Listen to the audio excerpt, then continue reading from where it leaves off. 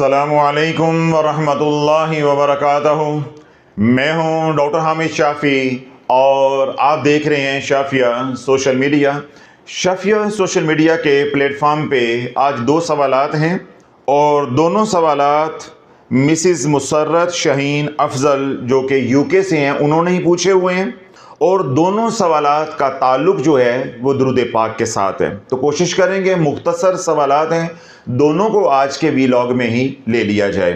पहला सवाल ये है कि हज़रत साहब सबसे अफजल दुरूद पाक दुरूद इब्राहीम है, तो फिर आप अपने बयानात में दूसरे सीगे क्यों तलकीन करते हैं? इसको सवाल कह लें या उनका एतराज़ कह लें।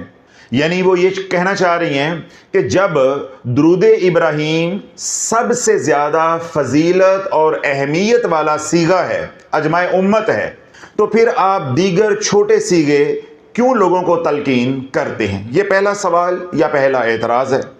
दूसरा उनका सवाल ये है, दिन या रात के किस पहर दुरूद पाक पढ़ने का सवाब और नफ़ा ज़्यादा होता है? दोनों सवालात के जवाबात बराए मेहरबानी तफसील से अनायत फरमाएँ। जज़ाकल्लाह खैर। मिसिस मुसर्रत शाहीन अफजल यूके से। तो पहला उनका सवाल या पहला उनका एतराज़ क्या है कि जब दुरूद इब्राहीम तमाम सीगों से ज़्यादा अफजल है, तो फिर आप दीगर सीगे जो है वो क्यों उम्मत को तलकीन करते हैं या हमको तलकीन करते हैं? पहले आप मेरा मौक़िफ़ सुन लें तो इंशाल्लाह फिर आपको सारी कहानी समझ आ जाएगी, आपको जवाब भी शाफी मिल जाएगा। मेरे लजपाल ने, मेरे मुर्शद ने, मेरे हादी ने, मेरे रहबर ने मुझे पहले चलना सिखाया है, दौड़ना नहीं सिखाया। अगर आप जाग रहे थे तो एक ही मुख्तसर से फ़िक्रे में मैंने सब कुछ कह दिया है जो मैं कहना चाहता था कि मुझे चलना सिखाया है, पहले दौड़ना नहीं सिखाया।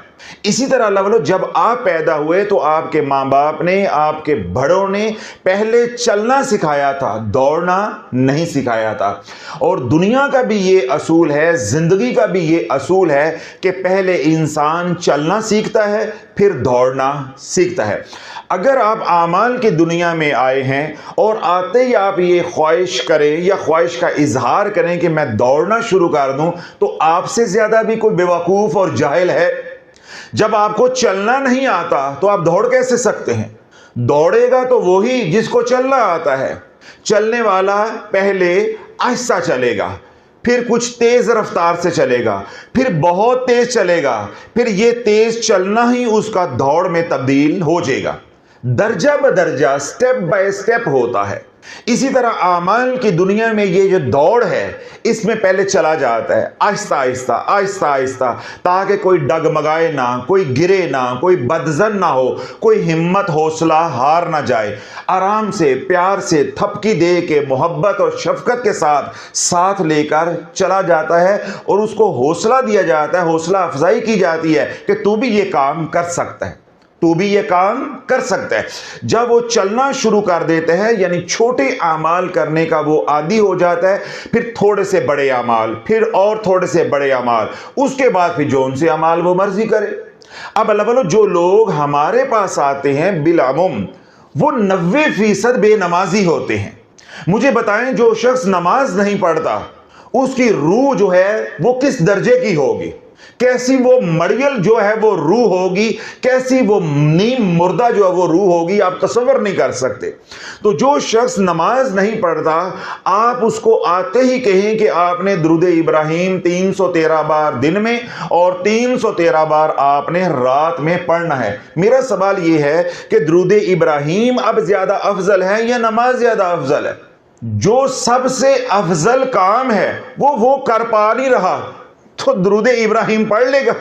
जिस काम के बारे में सवाल होना है और जिसके तर्क करने का सबसे ज्यादा गुनाह है वो तो उससे हो नहीं रहा, तो 313 मरतबा दुरूद इब्राहीम पढ़ लेगा। अगली बात, अगर बिलफर्ज हमारे पास आने वाला साइल है, मरीज है, तालिब है, ठीक है, वो किसी कड़की में आया हुआ है, किसी पकड़ में आया हुआ है या उसका शौक है, तो वो हमारे पास आ जाता है। ہم اس کو درود ابراہیم پڑھنے کے لیے تلقین کر دیتے ہیں کیونکہ وہ مصیبت میں آیا ہوا ہے، کڑکی میں آیا ہوا ہے، یا اس کی کوئی خواہش ہے، آرزو ہے، مجبور ہے، اس نے پڑھنا ہی پڑھنا ہے۔ وہ 2-4 دن پڑھے گا، وہ اس کے بعد چاہ کبھی پڑھ نہیں سکتا۔ کیوں؟ اس کو ابھی چلنا نہیں آیا، وہ تیز کیسے چل لے گا؟ اب تیز چلنا ابھی آیا نہیں ہے، وہ دوڑ کیسے لے گا؟ تو اللہ بولو جس بندے کو چلنا نہیں آیا اس سے دوڑنے کی توقع نہیں کرنی چاہیے۔ اگر آپ کا پیر، آپ کا ہادی، آپ کا استاد، آپ کا مرشد، آپ کا پروفیسر زمانے کی حالات کی نبض دیکھ کر چل رہا ہے تو وہ کبھی بھی آپ کو بڑا عمل شروع میں نہیں کروائے گا۔ کتنی بار میں نے یہ بات عرض کی ہے کہ عملیات کی دنیا میں اگر آپ آتے ہیں اور آپ کو ہادی مرشد کامل مل جاتا ہے، وہ آپ کو بسم اللہ الرحمن الرحیم کا چھوٹا سا اور مختصر سا اور جمالی عمل کروائے گا، اس کے بعد کوئی درود پاک کے سیغے کا عمل کروائے گا، تو یوں آپ کے اعمال کی بنیاد رکھی جائے گی، یا عملیات کی بنیاد رکھی جائے گی، یا آپ کے سفر کی بنیاد رکھی جائے گی۔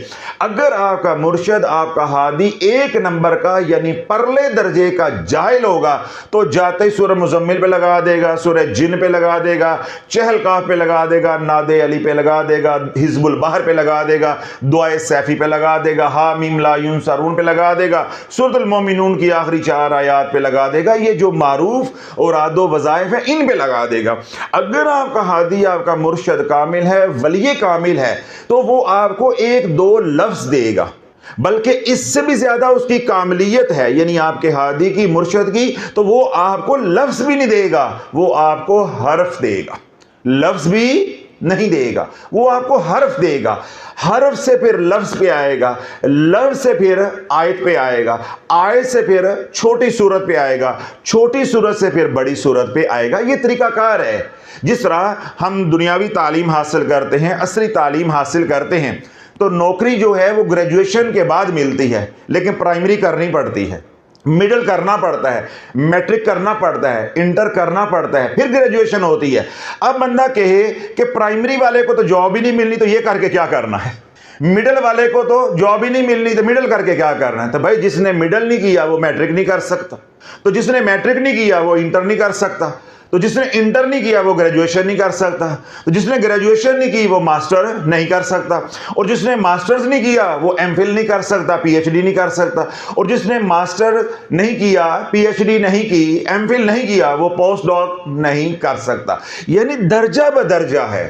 یہ دنیاوی باتیں آپ کو سمجھ آ رہی ہیں، لیکن جب ہم اعمال کی دنیا میں آتے ہیں، دین کی طرف آتے ہیں، تو آپ کی طبیعت کے اندر بے جا اعتراضات آنا شروع ہو جاتے ہیں۔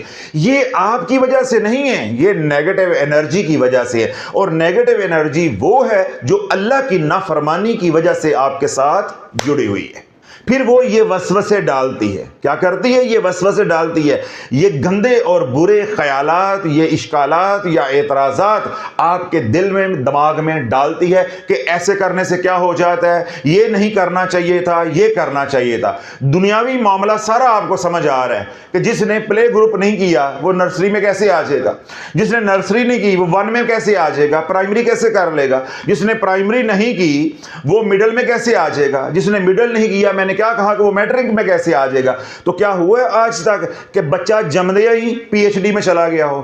تو اللہ والو اس اعمال کی دنیا میں بھی آپ نے چھوٹے سیغے سے چلنا ہے۔ میں نے کیا کہا کہ اگر آپ کا ہادی، آپ کا مرشد کامل ہوگا، وہ آپ کو لفظ نہیں حرف دے گا، لفظ نہیں حرف دے گا، 1-2 حرف دے گا کہ یہ پکاؤ اور یہ پچاؤ۔ جب آپ پکانے اور پچانے کے عادی ہو جائیں گے پھر وہ لفظ دے گا۔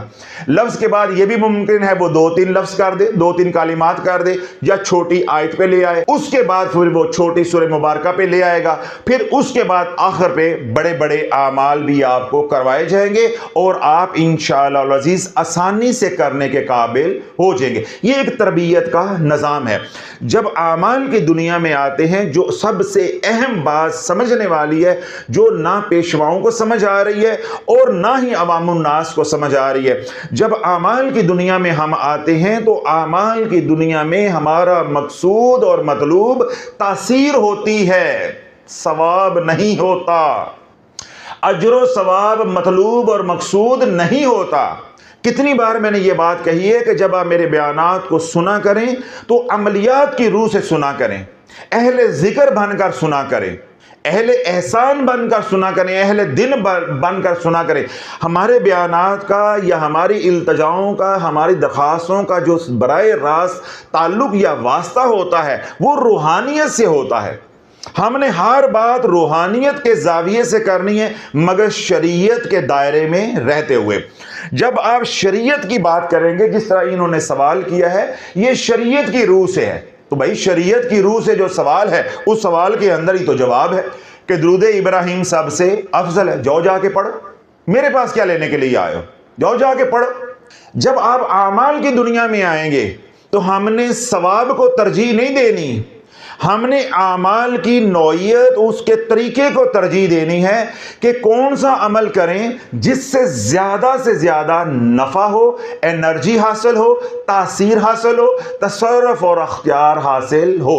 تو اعمال کی دنیا میں پہلے چھوٹے اعمال کیے جاتے ہیں، روح کو قوی کیا جاتا ہے، روح کو تندرست کیا جاتا ہے، بیماریاں جو ہیں ان سے پاک کیا جاتا ہے، علاج کیا جاتا ہے۔ جب روح تگڑی ہو جاتی ہے، پکانے اور پچانے کے قابل ہو جاتی ہے، پھر میں نے کیا کہا کہ درجہ بدرجہ پھر اعمال کی تعداد بھی بڑھتی جاتی ہے اور اعمال کے اندر وسعت بھی آتی جاتی ہے، یعنی بڑے بڑے اعمال ہوتے جاتے ہیں، تعداد بھی بڑھتی ہے اور اعمال کا حجم بھی بڑھنا شروع ہو جاتا ہے۔ کیونکہ ہمارا مقصود کیا ہوتا ہے؟ تاثیر کو حاصل کرنا، تاثیر کو حاصل کرنا۔ تو یوں عملیات کی دنیا میں پہلے چھوٹا سیگا تلقین کیا جاتا ہے، جس طرح میں اکثر اوقات سب سے چھوٹا سیگا صلی اللہ علیہ وسلم یا صلی اللہ علی محمد، صلی اللہ علیہ وسلم یا صلی اللہ علی محمد، یعنی یہ سب سے چھوٹے سیگے ہیں جو تلقین کرتا ہوں۔ 2-3 مہینے جب کوئی شخص یہ 2 سیگے یا ان میں سے کوئی ایک سیگے کی ریاضت کر لیتا ہے تو پھر ہم کیا کرتے ہیں کہ اسی سیگے کو درود اہل بیت میں بدل دیتے ہیں، اللہم صلی علی محمد وعلی آل محمد۔ پھر 2-3 مہینے کوئی ریاضت کر لیتا ہے، یعنی درود اہل بیت کی اس کی بنیاد بن جاتی ہے، استقامت اللہ اس کو عطا کر دیتا ہے۔ ہمیں بھی معلوم ہو جاتا ہے کہ یہ کھلواڑ کر رہا ہے، مذاق کر رہا ہے یا علاج کر رہا ہے یا واقعی یہ عامل بننا چاہتا ہے، روحانیت کا مسافر بننا چاہتا ہے، واقعی یہ سنجیدہ ہے بھی ہے کہ نہیں، ہمیں بھی پتہ چل جاتا ہے اور چلنے والے کو بھی پتہ چل جاتا ہے کہ میں یہ بوجھ اٹھا سکتا ہوں کہ نہیں، یا میں اس راہ کا مسافر بن سکتا ہوں کہ نہیں، یا میں یہ کام کر سکتا ہوں کہ نہیں۔ اگر دونوں گھر مطمئن ہو جاتے ہیں، یعنی کروانے والا رہبر بھی اور کرنے والا طالب بھی، تو ہم کیا کرتے ہیں 5-6 مہینوں کے بعد اسی سیگے کو یعنی درود اہل بیت کو درود مغفرت میں بدل دیتے ہیں۔ جب درود مغفرت میں بدل دیتے ہیں تو ہم کیا کہتے ہیں کہ چھوٹے سیگوں میں سے سب سے زیادہ جامع، مکمل، اکمل جو سیگا ہے وہ کون سا ہے؟ درود مغفرت، اللہم صلی علی محمد وعلی آل محمد وبارک وسلم۔ چھوٹے سیگوں میں اس سے زیادہ جامع، مکمل، کامل، اکمل سیگا نہیں ہے۔ جو بندہ 9 مہینے کے بعد کم و پیش یعنی 3 مہینے کے 3 سیگمنٹ ہوئے، درود فتح 3 مہینے، درود اہل بیت 3 مہینے اور اس کے بعد درود مغفرت 3 مہینے، تو 9 مہینے گزر گئے۔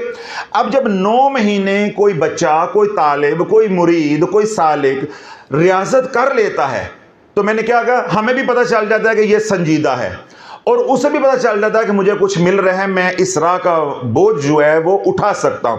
اب اس کے سامنے آپ یہ مضمون بیان کرو گے کہ چھوٹے سیگوں میں تو سب سے جامع، مکمل، کامل، اکمل سیگا تمہیں دے دیا گیا ہے، اب تم نے روحانیت کو کھولنا ہے، اب دوڑنا ہے، چلنے والا کام ختم ہو گیا۔ 1 2 3 تینوں سٹیپ آپ نے کر لیے، درود فتح پڑھ لیا، درود اہل بیت کی ریاضت کر لی، درود مغفرت کی ریاضت بھی کر لی۔ پہلے آپ نے کرال کرنا شروع کیا، یعنی رینگنا شروع کیا، اس کے بعد آہستہ آہستہ چلنا شروع کیا، ڈگمگانا اور چلنا شروع کیا، اور تیسرے سٹیپ میں آپ نے تیز چلنا شروع کیا۔ اب یہ تینوں مراحل آپ نے طے کر لیے، اب آپ نے کیا کرنا ہے؟ دوڑنا ہے۔ جو میں نے شروع میں کہا کہ میرے شیخ رحمت اللہ علیہ نے مجھے پہلے چلنا سکھایا ہے، اس کے بعد دوڑنا سکھایا ہے، اسی طرح اب ہم نے اس طالب کو دوڑنا سکھانا ہے۔ تو دوڑنا کیسے ہے؟ درود ابراہیم کے ساتھ، کیونکہ جب درود ابراہیم پڑھو گے تو آپ کی جو ترقی ہوگی وہ ترقی درود مغفرت سے نہیں ہو سکتی، وہ ترقی درود اہل بیت سے نہیں ہو سکتی، وہ ترقی درود فتح سے یا کسی اور سیغے سے نہیں ہو سکتی، مگر دوڑنے کا ایک طریقہ ہے، اس طریقے کو ہم الحمدللہ لے کر چلتے ہیں۔ اللہ نہ کرے ہم کوئی درود ابراہیم کے منکر نہیں ہیں یا لوگوں کو درود ابراہیم سے دور نہیں کر رہے، بدزن نہیں کر رہے۔ ہمارے ہاں تربیت کا ایک نظام ہے، ایک طریقہ کار ہے، اس کے مطابق الحمدللہ چلتے ہیں۔ جب سالک مرید یا کوئی مریض اس مقام پر پہنچ جاتا ہے کہ درود ابراہیم باقاعدگی کے ساتھ کم از کم 313 بار یا کم از کم 111 بار صبح و شام پڑھنے کا اہل ہو جاتا ہے، تو میں خود اس کو تلقین کرتا ہوں کہ سارا دن آپ درود مغفرت پڑھو اور رات سونے سے پہلے یا صبح و شام ایک ایک تسبیح یا 111 بار یا 313 بار صبح و شام آپ درود ابراہیم پڑھو، یعنی چلو بھی، تیز بھی چلو اور اب دوڑو بھی، تاکہ روحانیت آپ کی کھلے۔ میرا خیال ہے کافی تفصیل کے ساتھ میں نے جواب دے دیا ہے۔ جی اب دوسرا سوال ان کا یہ ہے کہ دن یا رات میں کس پہر میں درود پاک پڑھنے کا ثواب اور نفع سب سے زیادہ ہے؟ یہ دوسرا سوال ہے۔ درود پاک دن کے کسی بھی پہر میں پڑھیں یا رات کے کسی بھی پہر میں پڑھیں، یعنی 24 گھنٹوں میں جب چاہیں، جس وقت چاہیں، یہاں تک کہ مکروہ اوقات جو ہیں وہ بھی ہوں، ان میں بھی درود پاک پڑھیں تو درود پاک قبول ہی قبول ہے، نفع ہی نفع ہے۔ ہاں یہ ضرور ہے کہ اگر آپ درود پاک تہجد کے وقت یعنی رات کا جو تیسرا پہر ہے یا آخری پہر کہہ سکتے ہیں، اس میں آپ پڑھیں گے تو وہ کیونکہ بابرکت وقت ہوتا ہے، انوار و تجلیات کا نزول ہو رہا ہوتا ہے، رب خود رحمت فرما رہا ہوتا ہے، توجہ فرما رہا ہوتا ہے، کرم کی برسات ہو رہی ہوتی ہے۔ اگر آپ اس وقت صرف درود پاک نہیں کوئی بھی عمل کرو گے اس میں تاثیر زیادہ آئے گی۔ قرآن پڑھو آپ کو نفع زیادہ ہوگا، اوراد و وظائف کرو آپ کو نفع زیادہ ہوگا، تہجد پڑھو، نوافل پڑھو یعنی آپ کو نفع زیادہ ہوگا۔ اسی طرح اگر کوئی طالب علم ہے، عصری تعلیم حاصل کر رہا ہے، اس وقت اٹھ کر وہ اپنی پڑھائی کرتا ہے یعنی اپنا مطالعہ کرتا ہے تو اس کو نفع زیادہ ہوگا۔ یہ نہیں صرف درود پاک کی بات ہے یا نوافل کی بات ہے یا روحانیت کی بات ہے، تہجد کے وقت یعنی رات کے آخری پہر میں اٹھ کر اگر آپ کوئی دنیا کا کام بھی کرو گے اللہ اس میں بھی برکت شامل فرما دے گا، اس میں بھی برکت شامل فرما دے گا۔ مولا علی سے جب اسی طرح کا سوال کیا گیا کہ جب رب کی رحمت برستی ہے تو وہ تو کافر کو بھی نفع ہوتا ہے، مسلمان کو بھی نفع ہوتا ہے، تو یہ کیا بات ہوئی، یہ کیا بات ہوئی؟ تو مولا علی نے فرمایا کہ جاؤ برتن لے کر آؤ، 2 برتن لے کر آنا، ایک برتن ٹوٹا ہوا ہو اور ایک برتن جو ہے وہ سالم ہو یعنی ثابت ہو، صحیح سلامت ہو۔ تو وہ 2 برتن جو ہے وہ لے کر آیا، تو مولا علی نے دونوں برتنوں کے اندر پانی ڈالا، ایک برتن کے اندر پانی ٹھہر گیا، جو برتن سالم تھا، صحیح تھا، اور جو برتن ٹوٹا ہوا تھا جب اس کے اندر پانی ڈالا تو وہ پانی بہہ گیا۔ تو آپ نے فرمایا جس کے اندر پانی ٹھہر گیا ہے اس کی مثال مومن کی ہے، اور جس میں پانی ڈالا ہے اور پانی بہہ گیا ہے اس کی مثال کافر کی ہے۔ جب سورج چمکتا ہے یا چاند روشنی دیتا ہے تو وہ تفریق نہیں کرتا، اسی طرح جب رب کی رحمت خاص تہجد کے وقت رات کے آخری پہر میں برس رہی ہوتی ہے، وہ دینداروں، توجہ نہیں کر رہے آپ، وہ دینداروں اور دنیا داروں میں تفریق نہیں کرتی۔ دنیا دار بھی جاگ رہے ہوں گے، کوئی کاروبار کر رہا ہے، جس طرح میں نے کہا کوئی طالب علم ہے مطالعہ کر رہا ہے، یا کوئی اور دنیا کا کوئی کام کر رہا ہے، کوئی آن لائن کام کر رہا ہے، اسے بھی نفع ہوگا۔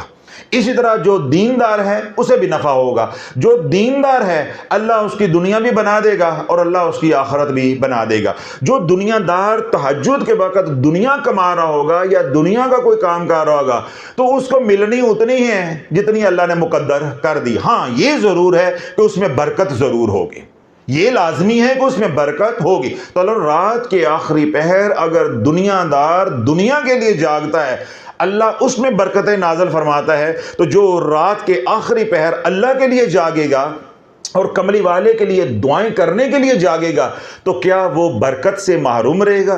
اللہ کے فضل اور اللہ کے کرم سے محروم رہے گا۔ یہ ہے سب سے افضل گھڑی، کیونکہ یہ قبولیت کی گھڑی ہے، بابرکت گھڑی ہے، انوار و تجلیات کے نزول کی گھڑی ہے۔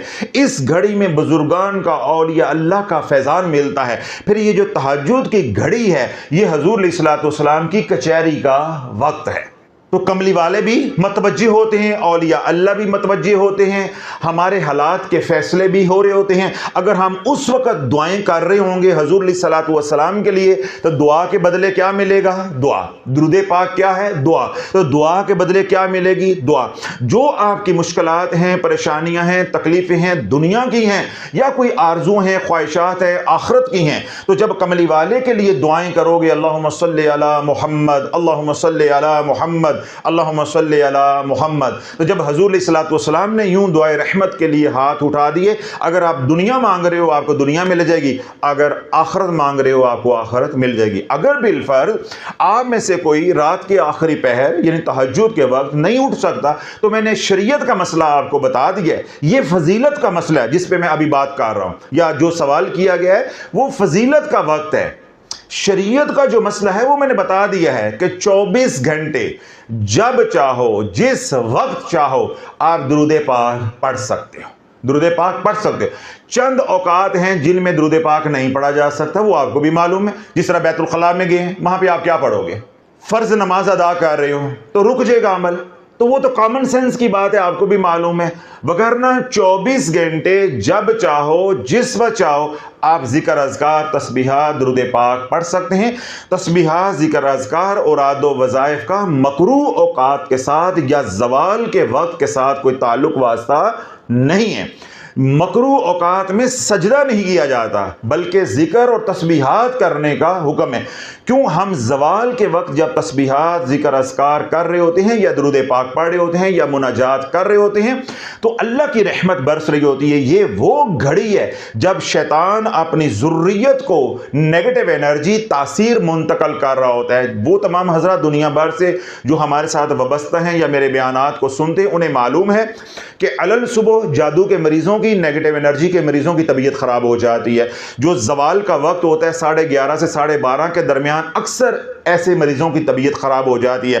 جو ان دو اوقات سے بچ جاتے ہیں وہ مغرب کے وقت کڑکی میں آ جاتے ہیں، یعنی جو ہی جو ہے سورج ڈھلنا شروع ہوا تو جو جادو کے مریض ہیں، نیگیٹو انرجی کے مریض ہیں یا اسیب زدہ جگہ پہ رہتے ہیں یا اسیب کے مریض ہیں، ان کی حالت غیر ہونا شروع ہو جاتی ہے۔ تو یہ 3 اوقات ایسے ہیں جن میں شیطان اپنی ذریت کو توجہ دیتا ہے، اور تہجد کا وقت ایسا ہے جس میں اللہ اپنے خاص الخاص بندوں کی جولیاں بھرتا ہے۔ کہانی سمجھ آ گئی کہ تہجد کا وقت یا رات کا آخری پہر وہ وقت ہے جب اللہ رب العزت پرایوں کو سلا دیتا ہے، زمانے کو سلا دیتا ہے، چرند پرند کو سلا دیتا ہے، دشمنوں کو سلا دیتا ہے، بے عملوں کو بھی سلا دیتا ہے۔ پھر جو خاص ہوتے ہیں، مزہ نہیں آ رہا بات کا، مزہ نہیں آیا بات کا، جو خاص ہوتے ہیں انہیں بھی سلا دیتا ہے، جو خاص الخاص ہوتے ہیں ان کو جگا دیتا ہے۔ تو اللہ جو تہجد کے وقت اٹھ کر نوافل پڑھتا ہے، قرآن کی تلاوت کرتا ہے، اوراد و وظائف کرتا ہے یا درود پاک پڑھتا ہے، وہ تو خاص الخاص، تو اس کے اوپر کرم نہیں ہوگا تو کس پہ کرم ہوگا؟ تو اگر آپ اس پر درود پاک پڑھیں گے تو اس کا اجر و ثواب بھی زیادہ ہوگا، اور جس مقصد کے لیے پڑھیں گے انشاءاللہ اس مقصد میں بھی آپ کامیاب ضرور ہوں گے۔ تو یہ تھے 2 سوالات۔ اگر آپ کا بھی کوئی سوال ہے، آپ ہمارے سے کوئی سوال کرنا چاہتے ہیں عملیات کے بارے میں یا اوراد و وظائف کے بارے میں، یا آپ کا کوئی روحانی علاج چل رہا ہے، اس میں کوئی رکاوٹ آ رہی ہے، آپ مشورہ کرنا چاہتے ہیں، کوئی سوال کرنا چاہتے ہیں، یا روحانیت اور تصوف کے بارے میں کوئی آپ بات پوچھنا چاہتے ہیں، تو آپ ہماری پیڈ آن لائن سروس سے استفادہ کر سکتے ہیں۔ 24 گھنٹے جب چاہیں، دنیا بھر میں آپ کہیں پہ بھی رہتے ہیں، آپ ہمارے پیڈ آن لائن نمبر پہ ایک 3 سے 5 منٹ کا وائس نوٹ سینڈ کریں۔ اگر آپ کا وائس نوٹ 5 منٹ سے اوپر ہوگا تو آپ کو رپلائی نہیں ملے گا، جو زیادہ سے زیادہ حد ہے وہ 5 منٹ کی ہے۔ اسی طرح اگر آپ وائس نوٹ کسی وجہ سے سینڈ نہیں کرنا چاہتے تو آپ ٹیکسٹ میسج کر سکتے ہیں۔ ٹیکسٹ میسج جو ہے وہ 10 لائنوں کا ہونا چاہیے، اگر 10 لائنوں سے 1 لائن بھی اوپر ہوگا تو آپ کو رپلائی نہیں ملے گا۔ اسی طرح اگر آپ نے ٹیکسٹ میسج کر دیا تو آپ وائس نوٹ نہیں سینڈ کر سکتے، اگر آپ نے وائس سینڈ کر دیا تو آپ ٹیکسٹ سینڈ نہیں کر سکتے، دونوں میں سے ایک سینڈ کر سکتے، یہ ہماری پالیسی ہے۔ جب آپ واٹس ایپ کر دیں یا ٹیکسٹ میسج کر دیں، ایڈمن سے رجسٹریشن کروا لیں، پھر اپنی باری کا انتظار کریں۔ اگر آپ بار بار آپ کال کریں گے، واٹس ایپ کریں گے، ریمائنڈر دیں گے تو آپ کا نمبر ٹاپ پر چلتا رہے گا، بار بار ٹاپ پر جائے گا، پھر آپ کو 2-3 مہینے رپلائی ملنے والا نہیں ہے، پھر نصیبوں سے ہی آپ کو رپلائی ملنا ہے، کسی دن ہماری نظر پڑ گئی رپلائی ملے گا، ورنہ بار بار وہ نمبر ٹاپ پر جائے گا، آپ کو رپلائی نہیں ملے گا۔ جب آپ نے رجسٹریشن کروا لی تو انشاءاللہ جب آپ انتظار کریں گے ڈیو ٹائم میں آپ کو رپلائی مل جائے گا۔ اگر آپ کا سوال، آپ کا میسج، آپ کا مسئلہ اجتماعی نوعیت کا ہے تو آپ کی اجازت کے ساتھ ہم اس کو وی لاگ کا حصہ بنا دیں گے تاکہ آپ کو بھی نفع ہو اور آپ کے توسط سے ہزاروں لاکھوں کروڑوں لوگوں کو نفع ہو۔ اور اگر آپ کا مسئلہ یا آپ کا سوال یا آپ کا وائس نوٹ یا آپ کا ٹیکسٹ میسج نجی نوعیت کا ہے، پرائیویٹ نوعیت کا ہے، ذاتی مسئلہ ہے تو آپ کو ذاتی طور پہ یعنی وائس نوٹ کے ذریعے رپلائی کر دیا جائے گا۔ نحمدہ و نصلی علی رسولہ الکریم، اما بعد فاعوذ باللہ من الشیطان الرجیم، بسم اللہ الرحمن الرحیم۔ خالق کائنات و مالک روز محشر اللہ رب العزت قرآن مجید فرقان حمید میں ارشاد فرماتا ہے، ما اصاب من مصیبت فی الارض ولا فی انفسکم، جو بھی مصیبت تمہارے پر آتی ہے یا زمین پر نازل ہوتی ہے، الا فی کتاب من قبل ان نبرأها، اس کے سوا نہیں ہے جو لوح محفوظ میں لکھی جا چکی ہے تمہاری پیدائش سے قبل۔ ان ذالک علی اللہ یسیر، بے شک اللہ کے لیے ایسا کرنا بہت ہی آسان ہے۔ اللہ رب العزت نے اس دنیا کو دارالآزمائش بنایا ہے، یہ دنیا دارالامتحان ہے، یہ دنیا دارالعمل ہے، اور آخرت کو یعنی جنت کو اللہ رب العزت نے دارالسلام بنایا ہے، دارالجزا بنایا ہے اور دارالسکون بنایا ہے۔ ہر آنے والا شخص اس دنیا میں حالت آزمائش میں ہے، کسی سے اللہ لے کر آزما رہا ہے اور کسی کو اللہ دے کر آزما رہا ہے، کسی کو سکھ دے کر آزما رہا ہے اور کسی کو دکھ دے کر آزما رہا ہے، کسی کو اولاد دے کر آزما رہا ہے اور کسی کو اولاد سے محروم رکھ کر آزما رہا ہے، کسی کو بیماری دے کر آزما رہا ہے اور کسی کو شفا دے کر آزما رہا ہے۔ کہنے کا مقصد یہ ہے کہ ہر شخص مجھ آپ سمیت حالت آزمائش میں ہے۔ آج ہم نے 3 نکات پہ بات کرنی ہے یا 3 باتیں سمجھنی اور سمجھانی ہے۔ اگر ہم سب حالت آزمائش میں ہیں تو کیسے معلوم ہوگا کہ میری آزمائش کب ختم ہوگی؟ یہ پہلی بات ہے یا پہلا نقطہ ہے جو ہم نے سمجھنا ہے۔ اور 2 باتیں مزید جو سمجھنی اور سمجھانی ہیں یا 2 نکات جو مزید سمجھنے اور سمجھانے ہیں وہ یہ ہیں کہ جو دیندار طبقہ ہے وہ دین سے بدزن ہوتا جا رہا ہے، اللہ کی رحمت سے مایوس ہوتا جا رہا ہے۔ اس کے ذہن میں یہ سوال ابھرتا ہے کہ کیا آزمائشیں نیک لوگوں پر آتی ہیں؟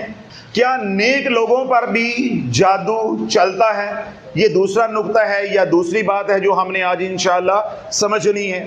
تیسری اور آخری بات جو ہم نے سمجھنی ہے وہ یہ ہے کہ جو رب سے دور ہیں، حضور علیہ الصلوۃ والسلام کی سنتوں سے دور ہیں، اللہ اس کے رسول علیہ الصلوۃ والسلام کے نافرمان ہیں، ان کی زندگی اتنی سکھی کیوں ہے؟ یہ 3 باتیں ہیں یا 3 نکات ہیں جو ہم نے سمجھنے کی کوشش کرنی ہے۔ تو پہلا نقطہ کیا ہے کہ ہم سب حالت آزمائش میں ہیں۔ تو اللہ بولو اگر میں آپ آزمائش میں آ جاتے ہیں، گردش ایام میں گر جاتے ہیں، تب تک ہماری آزمائش ختم نہیں ہوگی جب تک ہمارے پہ 3 طرح کا فضل نہیں ہو جاتا، 3 طرح کا کرم نہیں ہو جاتا یا 3 طرح کی علامات کا ظہور نہیں ہو جاتا۔ جہاں مرضی بھاگو، شافی نے قیامت تک کا وقت دیا ہوا ہے۔ اگے شاہ کے پاس جاؤ، کرنٹ شاہ کے پاس جاؤ، سولر شاہ کے پاس جاؤ، بلکہ پینل شاہ آیا ہوا ہے میرے بعد، اسے مل لو، جس کے پاس مرضی جاؤ۔ دبانے والا، لٹکانے والا، کھلانے والا، جلانے والا، جو نیلا پیلا چٹا کرنا ہے کر لو، اگر تم آزمائش سے نکل جاؤ تو جو سزا دو شافی لینے کو تیار ہے، جب تک 3 علامات کا ظہور نہیں ہو جاتا، یا جب تک مجھ آپ کے اوپر یا جو حالت آزمائش میں ہے اس کے اوپر 3 طرح کا فضل نہیں ہو جاتا۔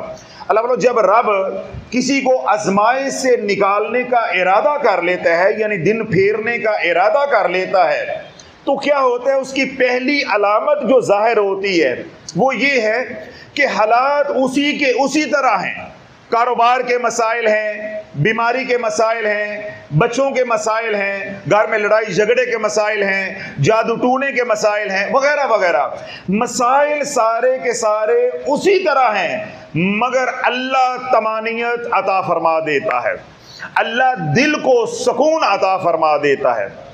جب تک آپ کو یہ نعمت نہیں ملتی، یہ فضل آپ پر نہیں ہوتا، آپ کی بگڑی بننے والی نہیں ہے۔ میں نے کیا کہا؟ ایک ہے طمانینت کا یوں ہونا کہ باہر سکون ہے اندر بھی سکون ہے، نہیں، آپ حالت آزمائش میں ہو، تکلیف میں ہو، باہر تکلیف موجود ہے لیکن اندر عجیب سکون ہے، اندر عجیب سکون ہے۔ اور اگر آپ حالت آزمائش میں ہو تو اللہ رب العزت نے آپ کو طمانینت عطا فرما دی ہے، قلبی سکون عطا فرما دیا ہے، تو اللہ بولو اطمینان رکھو کہ آج نہیں تو کل اللہ تمہارے حالات نہیں، اللہ تمہارے مقدروں کو بدل دے گا۔ اور اس کے برعکس باہر حالات اچھے بھی ہیں مگر اندر سکون نہیں ہے، آج نہیں تو کل تم رب کی پکڑ میں آنے والے ہو، تم رب کی پکڑ میں آنے والے ہو۔ باہر حالات کامیابی کے ہیں، پرسکون ہیں، مگر تمہارے اندر ٹک ٹک ہو رہی ہے، دک دک ہو رہی ہے، اندر بے قراری ہے، تو شافی کی بات یاد رکھ لو کہ آج نہیں تو کل تم رب کی پکڑ میں آنے والے ہو۔ اب اس کی جو ذیلی نشانی ہوتی ہے وہ کیا ہوتی ہے کہ جب رب سکون کی نعمت سے مالا مال کرنے لگتا ہے، ادھر سے آزمائش آئی، ادھر رب نے اعمال والی زندگی عطا کر دی، ادھر برا وقت آیا، کڑا وقت آیا، آزمائش آئی، برے حالات آئے، اللہ نے اعمال والی زندگی عطا کر دی۔ پہلے 2 نمازیں تھی، 5 پوری ہو گئی، پہلے ذکر کبھی کبھار تھا، اب باقاعدگی کے ساتھ کرنا شروع کر دیا، پہلے تسبیح 1 درود پاک کی تھی، اب 1000 بار دن میں اور 1000 بار رات میں پڑھنا شروع کر دیا، اور اعمال کی طرف آگے گناہ چھوڑنا شروع کر دیے۔ تو جب اعمال والی زندگی مل جاتی ہے تو رب کیا فرماتا ہے؟ الا بذکر اللہ تطمئن القلوب، تو جو قلب کا اطمینان ہے وہ اللہ کی یاد میں ہے۔ اعمال والی زندگی کی برکت سے اللہ طمانینت عطا فرما دے گا۔ جب آپ کے اوپر پہلا یہ فضل ہو گیا تو میں نے کیا کہا کہ یقین رکھو، پرسکون رہو کہ اللہ اب حالات نہیں، اللہ مقدر بدلے گا، اور مقدر بدلنے سے مراد کیا ہے؟ اللہ دنیا بھی بنا دے گا اور اللہ آخرت بھی بنا دے گا۔ اب مجھے بتاؤ، یہ برے حالات آپ کے لیے برے ثابت ہوئے؟ یہ برے حالات تو آپ کی کامیابی کے لیے اللہ نے بھیجے ہیں۔ کوچوان ہے، وہ چھانٹا مارتا ہے اپنے گھوڑے کو تو کیا وہ ناراض ہو کے مارتا ہے؟ اسی طرح دوڑ کے اندر گھوڑا جیت رہا ہے، جو اوپر گھڑ سوار بیٹھا ہے وہ اس کو ٹو دیتا ہے، تو ٹو اس لیے دیتا ہے وہ اسے کامیاب کروانا چاہتا ہے، اسے جتوانا چاہتا ہے۔ تو رب نے تجھ پہ آزمائشیں اس لیے بھیجی ہیں کہ اللہ تجھے کامیاب کروانا چاہتا ہے، اللہ تجھے ناکام نہیں دیکھنا چاہتا۔ کیوں؟ اللہ نے وعدہ کیا ہے وَلَسَوْفَ يُعْتِيكَ رَبُّكَ فَتَرْضَىٰ، اے میرے محبوب ہم تجھے اتنا دیں گے کہ تو عش عش کر اٹھے گا۔ تو اللہ بولو اگر وہاں میلہ لگے، معاشر برپا ہو اور ہر دوسرا بندہ جہنم میں جا رہا ہو، کیا آمنہ کا لال خوش ہوگا؟ تو اللہ اس لیے آزمائشیں بھیجتا ہے۔ تو آزمائش آنے کے بعد میں نے عرض کیا کہ اللہ اعمال والی زندگی دے دیتا ہے، تو پھر یقین رکھو کہ اللہ تمہارے دن نہیں پھیرے گا، اللہ تمہارے مقدروں کو پھیر دے گا۔ یہ ہے پہلی علامت۔ دوسرا فضل یا دوسری علامت کیا ہے؟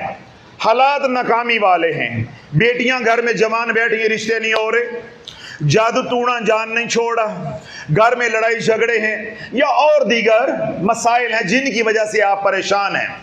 अब मसाइल जू के तू हैं, मगर अल्लाह ने आपको सब्र अता कर दिया है।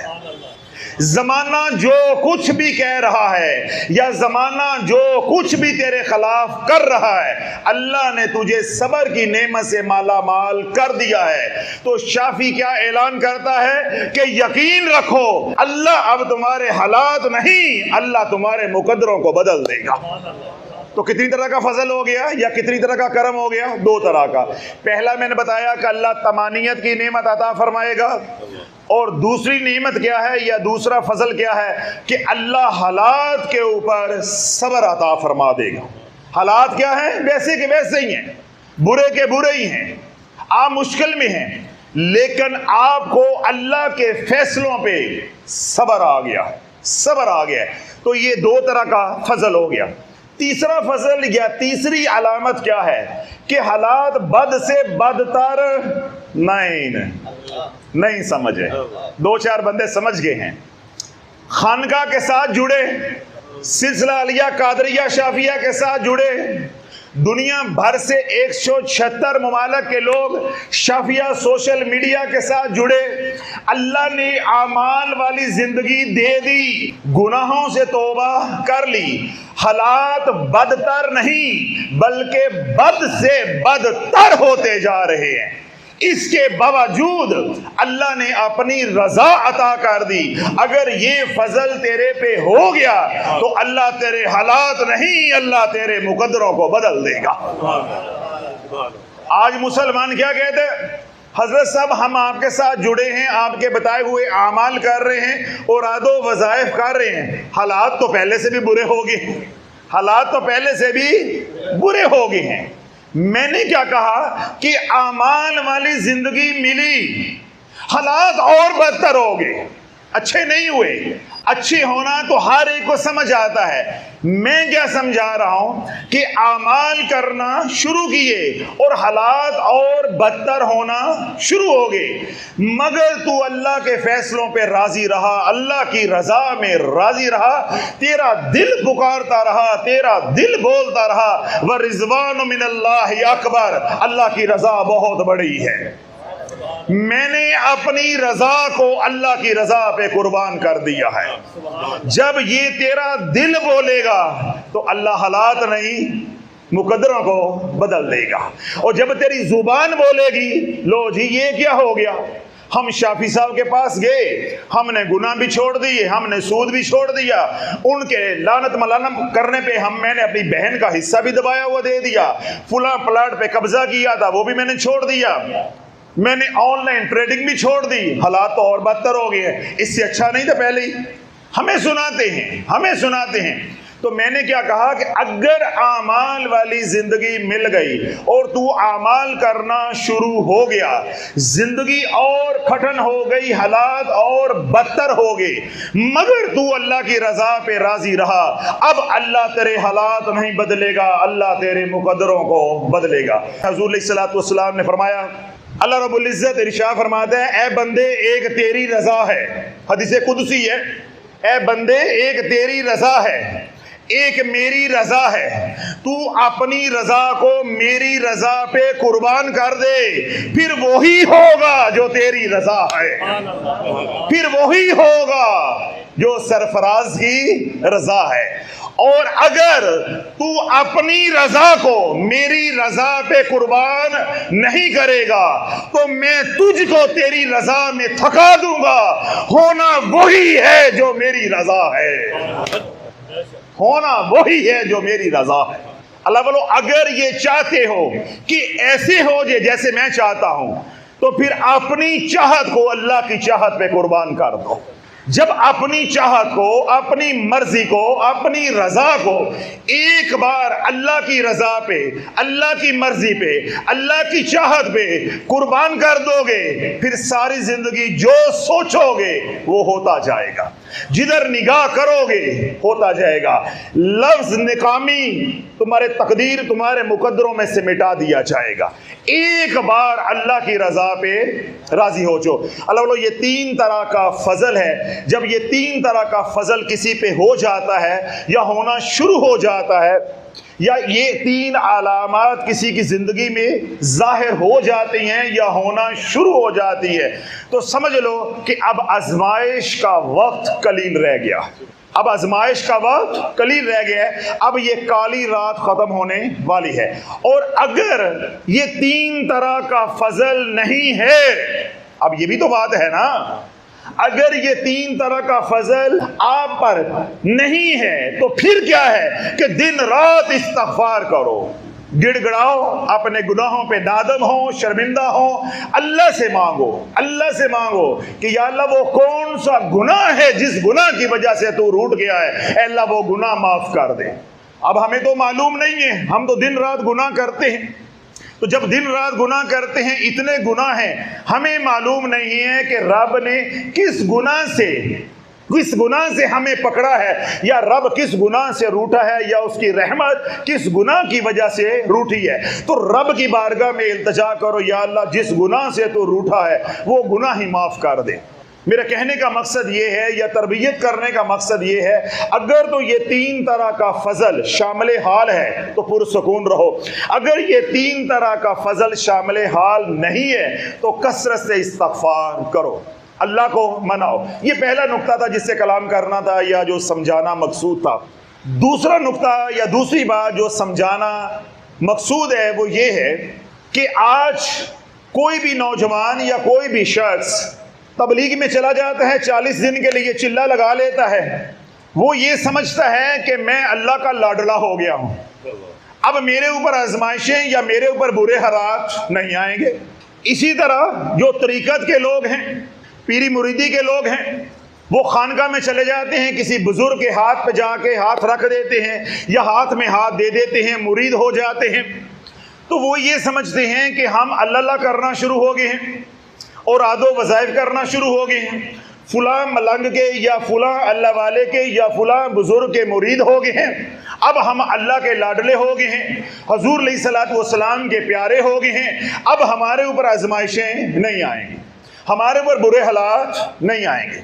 इसलिए मैंने कहा था जो दीनदार तबका है, जब उनके ऊपर जादू चलता है या बीमारियां आती हैं या मुश्किल हालात होते हैं तो वो परेशान हो जाता है।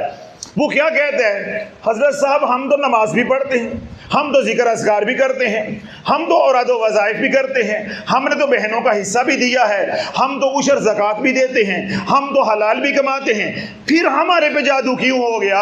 हमने तो किसी पे जादू नहीं किया।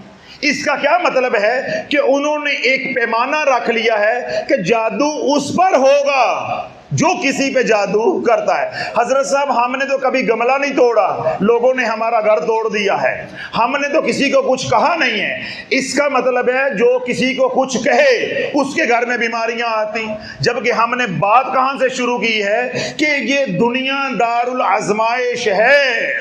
क्या जो चिल्ले लगाते हैं उनको हार्ट अटैक नहीं होता? मजा नहीं आ रहा, मेरे पसीने निकल रहे और आपको बात समझ नहीं आ रही। जो चिल्ले लगाते हैं उन्हें हार्ट अटैक नहीं होता? मुझे बताओ, जो चिल्ले लगाते हैं, तबलीग का काम करते हैं, उन्हें हार्ट अटैक नहीं होता? या जो मुरीद होते हैं, सालकीन होते हैं, उन्हें हार्ट अटैक नहीं होता? उन्हें शुगर नहीं होती? उन्हें हादसों का सामना नहीं करना पड़ता, यानी रोड एक्सीडेंट नहीं होते? कौन सी बीमारी है जो उन्हें लाहक नहीं होती? तो अल्लाह बोलो आजमाइशों में से एक आजमाइश जादू है।